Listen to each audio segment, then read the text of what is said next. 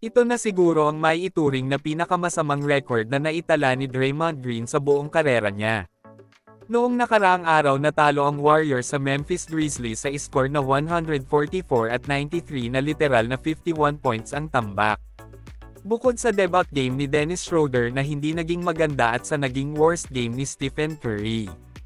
Itong si Draymond Green ang naging sentro talaga dahil siya pa lang ang nakagawa nito, biruin nyo naman kasi sa kanyang 19 minutes na playing time nagtala siya ng 0.0 rebounds at 0 assist.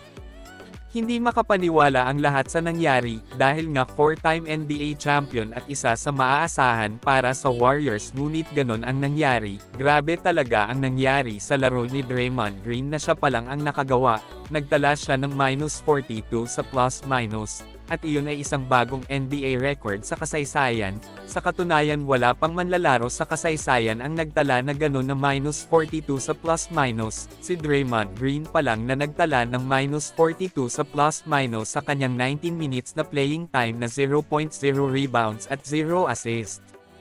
Ang Warriors ngayon ay nakaupo sa pang-10 sa Western Conference na merong 14-12 na win-lose.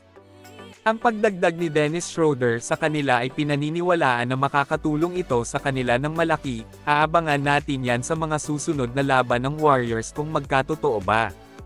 Samantala mainit ang mata ng ibang koponan kay Jimmy Butler, ang deadline ay nalalapit na, madaming koponan ang gusto siyang makuha, una nang napaulat na interesado umano ang Golden State Warriors, Dallas Mavericks at Houston Rockets at Phoenix Suns.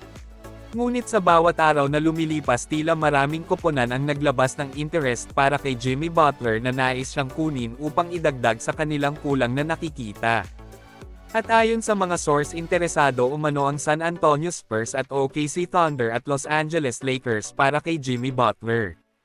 Malaki talaga ang posibilidad na magpa-trade si Jimmy Butler, inilabas nga noong mga nakaraang araw ng ESPN insider na si Shams Charania na nagmungkahi na maaaring galugarin ng Heat ang mga trade option para sa 35 anyos na forward.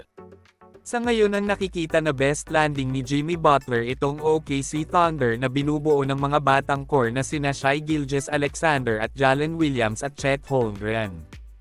Ang OKC ngayon ay kasalukuyang nangunguna sa Western Conference standing na may record na 21 win at 5 losses na record. Malakas ngayon ang OKC at isa na nagpapatibay sa kanila ngayon ang kanilang matigas na depensa ng mga batang manlalaro, at ang kanilang opensa ay mas lalong mapanakit na makikita naman sa laro at standing ngayon. Ang pagkuha nila kay Jimmy Butler ay pinaniniwalaan na mas lalong mapabuti ang kanilang katayuan, may ituring na si Jimmy Butler ay isa ng veterano sa laro na malaki ang may itulong sa mga batang core ng OKC.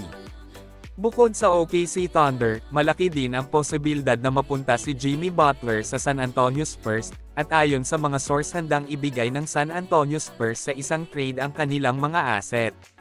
Sa ngayon wala pa namang linaw kung saan dyan si Jimmy Butler sa mga koponan na ating nabanggit, aabangan na lang natin kung saan siya nararapat na koponan at kung ano ang kanyang gusto.